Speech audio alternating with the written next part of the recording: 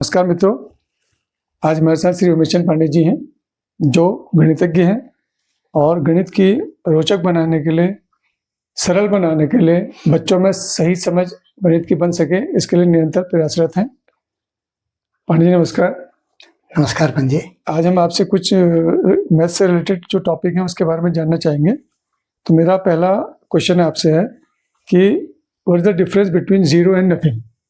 Zero और nothing पंजी जो आप कह रहे हैं, देखिए वैसे तो ये सिनोनिम ही है जी, लेकिन शुरुआती तौर पर अगर आप देखें कि पहले से लोग क्या कहते थे, जब नेचुरल नंबर हमारे पास थे जी, भाई 4 आम थे पेड़ में, 3 आम हुए, 2 आम हुए, 1 आम हुए, फिर आम खत्म हो गए, नथिंग हो गया। जी, इस टाइप से हम बातें करते थे। जी, या शिफर हो गया, शून्य हो गया, इस टाइप से हम बात करते हैं। जीफर हो गया, जी, साइफर हो गया, जी। अलग भाषाओं में अलग शब्द इसको दिए गए। नल हो गया, वाइड हो गया, जब तक नील जीरो हो की गया। उत्पत्ति नहीं हुई। जी हाँ, ये सब सिनोनिम ही है। जी, लेकिन बाद में जैसे जैसे हमारा जीरो को हमने कॉइन किया कि भाई इस टाइप से जीरो को हम लिखेंगे, ब्रह्मगुप्त ने जब लिखा जी, तो उसके बाद से फिर ज्यादा हम कहने लगे कि भाई अब जीरो हो गया। जी, अब जीरो हाँ? हो गया। हाँ, लेकिन अदरवाइज ये सिनोनिम ही है, Synonym इनमें कोई खास अंतर नहीं है। जी, जी। जी, ऐसे मेरा रिलेटेड क्वेश्चन है कि जैसे सपोज बच्चा, हम जब टेस्ट लेते हैं, बच्चा अगर मैथ्स में जीरो है, किसी सब्जेक्ट में जीरो आ रहा है, जी, तो उसको क्या समझेंगे, उसको क्या मायने है? ठीक है। किसी सब्जेक्ट में बच्चे का जीरो आने का मतलब है कि भाई जो चीज आप पढ़ा रहे हैं वो उसके समझ में नहीं आई, नहीं।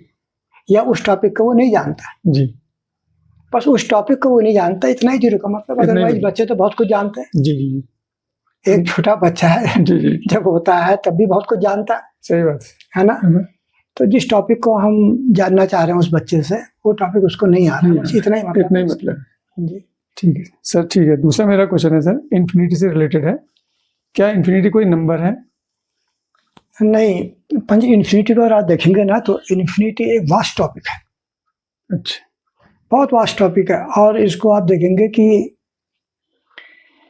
इन्फिनिटी तो ऐसी चीज है जिसको हम जान नहीं पा रहे हैं असल में। अच्छा, 16वीं शताब्दी में गलीलियो ने इसकी बात की थी। पहले अच्छा। बार जो ये इन्फिनिटी का शब्द आया था तो गलीलियो ने इसको डिफाइन करने की कोशिश की थी। तो यहाँ पर तो आप इन्फिनिटी का मतलब ये समझिए कि भाई इन्फिनिटी तो कोई, अगर आप नंबर सिस्टम में लें जी, तो वो कोई ऐसी संख्या जो बहुत बड़ी है, जिस पर आपका खास मतलब नहीं है। जी, या नेगेटिव साइड को लें तो जो बहुत बड़ी है लेकिन उससे खास आपका मतलब नहीं है। जी, तो इन जनरल आप कहते हैं बिगर देन द बिगेस्ट कहते हैं। बिगर देन द बिगेस्ट का मतलब है जो बिगेस्ट थी कि आप, लेकिन फिर भी अगर आप किसी चीज को कोई कुछ कह देंगे ना, हाँ, मतलब जो बिगेस्ट है उससे भी कुछ बड़ी है, उससे कुछ बड़ी है, जिसको हम पहुंच नहीं पा रहे हैं, इसका मतलब। जिसको पहुंच नहीं पा रहा है। ये मतलब। जी हाँ, बिल्कुल। अगर आप उसने पहुंच लिया, जी, फिर तो। देखिए आपका दो चीजें हैं, जी, एक तो आप पहुंच नहीं पा रहे हैं, दूसरा आप उसमें पहुंचने में इंटरेस्टेड नहीं। इंटरेस्टेड, दोनों चीजें। जी हाँ, है ना। जी, तो कई जगह पर आप उसको इन्फिनिट कह देता है, इसलिए क्योंकि पहुंच नहीं पा रहे वो भी ठीक ही है, ठीक है। और पहुंचने में इंटरेस्टेड नहीं है तब भी अभी बहुत दूर है, और पहुंचने में इंटरेस्टेड नहीं है नहीं तब भी हम उसको इन्फिनिट कह दे रहे हैं, जी, जी, जी, है ना। अब तो इसलिए कोई नंबर नहीं है। अच्छा, infinity is not a number, it is just a concept. अच्छा। कोई नंबर नहीं है। जैसे ही आप नंबर उसे अचीव कर देंगे ना, तो that will be finite, finite हो जाएगा। फाइनाइट हो जाएगा। ठीक, ठीक। तो सामान्य भाषा में, मतलब जनरल के लिए कहेंगे इन्फिनिटी कोई एक नंबर नहीं है। इन्फिनिटी कोई नंबर नहीं है सर। जी, बहुत बड़े को आप इन्फिनिट कह दे रहे हैं, जी, है ना। जी। या बहुत छोटे को आप इन्फिनिट कह रहे हैं, इन्फिनिटली स्मॉल ना। जी, जी, बहुत छोटे को आप कह रहे हैं कि भाई बहुत ही छोटा हो गया, बहुत ही कम हो गया। अगर नेगेटिव साइड को लें तो आप कह सकते हैं कि भाई उस साइड को इन्फिनिटी है, माइनस साइड को इन्फिनिटी है, या प्लस साइड को इन्फिनिटी है, डिस्टेंस के केस में, जी, जी, जी, ना। जी। या ये बहुत ही छोटा हो गया, हटाओ इसको, आप क्या बात करें। ठीक। इससे मेरा तीसरा क्वेश्चन है, मैथमेटिक्स में डिफाइंड और अनडिफाइंड से क्या समझते हैं? अच्छा, मैथमेटिक्स में डिफाइंड और अनडिफाइंड से आप क्या समझते हैं, क्या है? इससे पहले एक चीज और देखें पंजी, जो आप कह रहे हैं, जैसे आप एक एग्जाम्पल लीजिए, जैसे आप कक्षा 10 में प्रैक्टिकल कराते हैं जी, फिजिक्स का, जी, और आप कहते हैं कि भाई किरण जो है इन्फिनिटी से आ रही है, जी, जी, और मुख्य अक्ष के समांतर किरण आ रही है, और अपवर्तन के पश्चात ये फोकस से होकर जी, जा रही है। ठीक, ठीक। किरण को इन्फिनिटी मार रहे हैं, जी, जबकि आप जानते हैं कमरा तो इतना छोटा है, क्योंकि हम उस डिस्टेंस के लिए ज़्यादा हमें मतलब नहीं है डिस्टेंस, इसलिए भी कहते रहे जी। अगर कमरा तो बहुत छोटा है ना, कमरा छोटा है। ऐसे ही अगर किसी लाइट को देखें, लाइट का एक बल्ब, एक आप मोमबत्ती जलाई है, जी। आप ये नहीं बता सकते कि इसकी रोशनी किस बिंदु पे जाकर जीरो हो रही है। सही बात, बहुत मुश्किल है ना, बहुत मुश्किल है, बिल्कुल बिल्कुल। तो इनफाइनाइट कह दे रहे हैं उसको, जी। क्योंकि अब इंटरेस्ट नहीं है हमारा उसको एक्यूरेट उस पॉइंट को लोकेट करना। जी जी जी। ऐसा आप अंतरिक्ष में जाइए, किस पॉइंट पे ग्रेविटी जीरो हो रही है, हाँ, उसको लोकेट करना बड़ा मुश्किल है। तो अगर हम, इसलिए इस टाइप के विवादों को छोड़ने के लिए हम उसको इनफाइनाइट कह देते हैं। जी जी। तो दूसरी बात जो आप कर रहे हैं, जीरो और इन्फिनिटी में क्या अंतर है जो कह रहे हैं ना, डिफाइंड और अनडिफाइंड। डिफाइंड और अनडिफाइंड में देखिए, जो चीज को आप डिफाइन कर सकते हैं जी। वो तो डिफाइंड है, जो क्लियरली आप नंबर लाइन पर दिखा सकते हैं या जिसको आप स्पष्टता समझा सकते हैं वो डिफाइंड है। जैसे 1/2 इज डिफाइंड, 1/3 डिफाइंड है जी, है ना जी। और 0/1 0 सब डिफाइंड है जी, है ना। लेकिन आप देखते हैं कि भाई गणित में, भाई अगर आप जो किसी संख्या, किसी नंबर को अगर आप 0 से भाग दें जी, तो वो अनडिफाइंड है, क्योंकि उसका मतलब नहीं है कोई। जैसे हम एग्जाम्पल लेते हैं ना, 1 से को हमने 3 भागों में काटा, जी, जी, जी। 1/3, 4 भागा भागा 1/4, हो गई। 1 ही कर दिया तो 1/1, लेकिन 1/0 का कोई अर्थ ठीक। 0 भागों में काटे का कोई मतलब नहीं है ना। जी जी जी। तो वो जो गणित में जीरो से भाग की परमिशन नहीं है, उसको हम अनडिफाइंड कहते हैं, ओके। है ना। तो इससे हमारे बहुत से प्रश्न तो गलत हो जाएंगे। तो 0 से भाग की परमिशन गणित में नहीं। ठीक, इसीलिए हम उसको अनडिफाइंड बोलते हैं। अनडिफाइंड हो गया, वो डिफाइन ही नहीं है, कैसे डिफाइन करेंगे उसको आप, क्योंकि साइंस नहीं दे रहा ना भाई। सेंस नहीं है। भाई मैथमेटिक्स के अंदर या साइंस जो चीजें पढ़ेंगे उससे कुछ ना कुछ साइंस आना चाहिए ना। भाई 0 लोगों में बांटो का मतलब नहीं है ना। जी। एक चीज को 2 लोगों में बांटो तो 1/2, तो ठीक हो गया। 3 में बांटो 1/3, 0 लोगों में बांटो कोई साइंस कुछ नहीं। नहीं। ठीक है सर, इससे जो है क्वेश्चन और है, इनडिटर्मिनेट फॉर्म और अनडिफाइंड एक्सप्रेशन में क्या अंतर है? देखिए, अनडिफाइंड तो आपका, जैसे किसी भी संख्या को आप 0 से भाग नहीं देंगे, वो तो अनडिफाइंड है। जी जी। गणित के अंतर्गत आप किसी भी संख्या को 0 से भाग नहीं करेंगे, जी, वो अनडिफाइंड है। जी, यानी 0 से भाग की परमिशन ही नहीं है गणित में। जी। दूसरी इनडिटर्मिनेट अलग चीज है। ठीक है, इनडिटर्मिनेट का मतलब है जैसे 0/0, जी, इन्फिनिटी/इन्फिनिटी, ओके, 1 की पावर इन्फिनिटी, 0 की power 0, infinity minus infinity, infinity की पावर 0, ये सब इनडिटर्मिनेट फॉर्म है। ओके। अब 0/0 को जैसे आप देख रहे हैं तो रियल नंबर के हिसाब से तो आप कर नहीं पाएंगे, क्योंकि देखिए 0/0 कर रहे हैं और अब अभी हमने कहा था ये अगर हर में 0 का तो अनडिफाइंड हो जाएगा। तो रियल नंबर में एज इट इज इसका कोई मतलब नहीं है जी, या इन्फिनिटी/इन्फिनिटी का भी कोई मतलब नहीं है ना। जी जी। लेकिन जो लिमिटिंग केस है, कई बार क्वेश्चन करने में ये दिक्कतें आती है। जो लिमिटिंग केस है, जैसे आपने कहा कि भाई कोई फंक्शन ले लीजिए, ऐसे समझ में आएगी बात, जैसे fx = x/x है जी, और x → 0 है। देखो, अगर एक्यूरेट 0 है तब तो 0/0 का कोई मतलब नहीं, लेकिन हम x → 0 यानी उसका मान लगभग 0 के लगभग, लेकिन 0 नहीं है। तो x/x कहेंगे तो इसकी लिमिट क्या जाएगी, 1 हो जाएगी, x कट जाएगा, 1 हो जाएगी। जी। लेकिन अब देखिए fx = x/x² लीजिए, देखिए 0/0 की फॉर्म है ना, x → 0 है, 0/0 का स्क्वायर 0/0 ही हो गया जी जी ना जी। और लेकिन इसमें देखिए इसकी वैल्यु अलग आएगी। x → 0 कर रहे हैं तो x का कोई बहुत ही छोटा मान ले लीजिए आप, तो मान रखेंगे तो उसकी वैल्यू अलग होगी। बिल्कुल। तो x/x² के केस में इसकी जो लिमिटिंग वैल्यू आएगी, x काट दीजिए तो 1/x, x → 0 कर रहे हैं तो ये बहुत बड़ा मान आएगा, जिसको इनफाइनाइट कह रहे हैं, है ना। जी जी, बहुत बड़ा मान आ रहा है। तो ऐसे ही अगर आप ले लीजिए fx = x² ले लीजिए, उसमें x है तो 0/0 की फॉर्म, x → 0 है ना। लेकिन x काटेंगे तो फिर बचेगा x, और जब x → 0 करेंगे इसका मान 0 हो जाएगा, लगभग इसका मान जीरो हो जाएगा। तो आप देखेंगे कि फंक्शन के हिसाब से इसकी वैल्यूज अलग अलग आ रही है।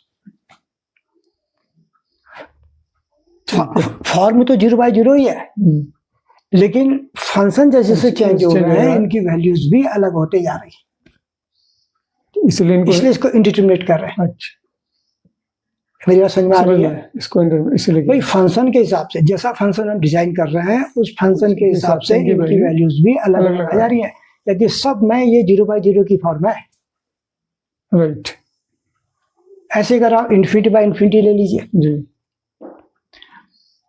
तो अगर आपका देखो एज इट इज, वैसे तो रियल नंबर में कोई मतलब नहीं है ना इसका, लेकिन लिमिटिंग केस में जो बात है x टेंड्स टू ∞ जब आप ले रहे हैं, तो उस केस में आप देखेंगे कि भाई जैसे मान लीजिए एक फंक्शन है f(x = x/x) ही ले लीजिए, तो ∞/∞ है, तो यहाँ तो वैल्यू इसकी 1 हो जाएगी, x कट जाएगा 1 हो जाएगी ना। अगर x/x² लीजिए, f(x = x/x² लीजिए, है तो ∞/∞ की फॉर्म है, लेकिन 1/x आ जाएगा ना, कटिंग करेंगे तो 1/∞ = लगभग 0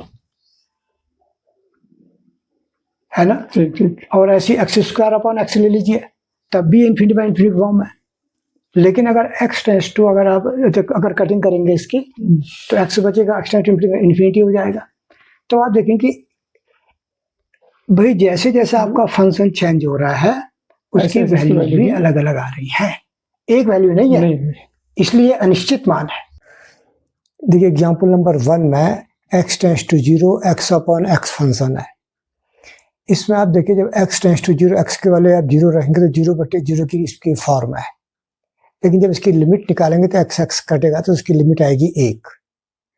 एग्जाम्पल नंबर 2 में f(x = 2x/x) है, और जब यहाँ पर को आप x टेंड्स टू 0 इसकी लिमिट है, तो ये भी 0/0 की फॉर्म का है, लेकिन जब आप इसकी लिमिट निकालेंगे तो x कटेगा तो इसकी लिमिट आएगी 2।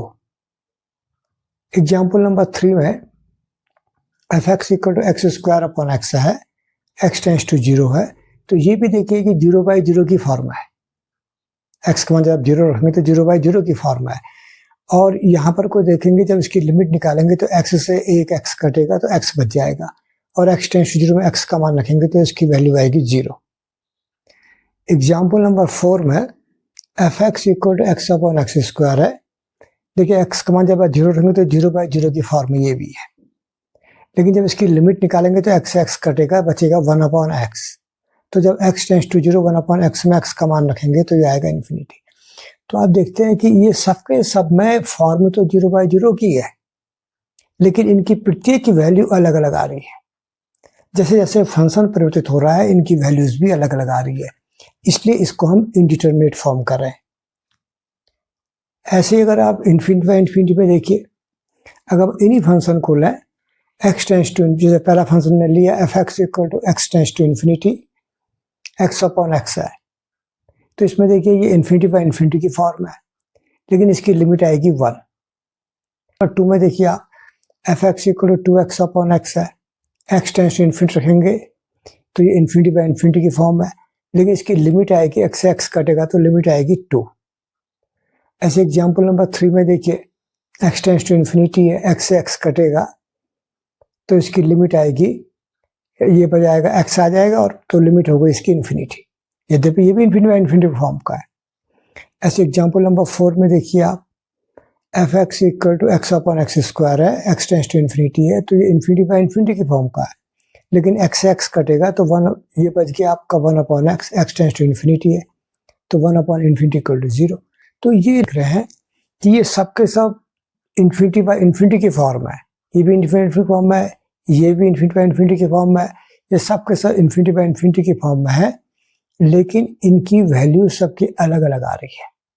तो जैसे जैसे फंक्शन परिवर्तित हो रहा है, इनकी वैल्यूज भी अलग अलग आ रही है, इसलिए ∞/∞ फॉर्म को भी हम इंडिटरमिनेट फॉर्म कहते हैं। ∞ को आप ले लीजिए, लेकिन यहाँ पर x देखो 1/∞, अगर x 1 को 1 माने नंबर लाइन का, तब तो ही 1 ही आएगा, तो 1 ही आएगा। अगर ∞ को बहुत बड़ी संख्या मान लें तब भी 1 ही आएगा। लेकिन ये लिमिटिंग केस की बात कर रहे हैं, x tends to 1 and y tends to ∞, तो x की पावर y का मान निकालना चाह रहे हैं, x tends to 1, y tends to, तो ये 1 नहीं है, टेंस टू 1, और जो इन्फिनिटी है वो टेंस टू इन्फिनिटी। तो अगर 1 के बहुत नजदीक कोई मान ले 0.9999 कुछ ले ले की पावर आप चेंज करते जाइए तो आप पाएंगे कि भाई सब इनके अलग मान आएंगे, बिल्कुल अलग आएंगे। तो इंडिटरमिनेट फॉर्म है।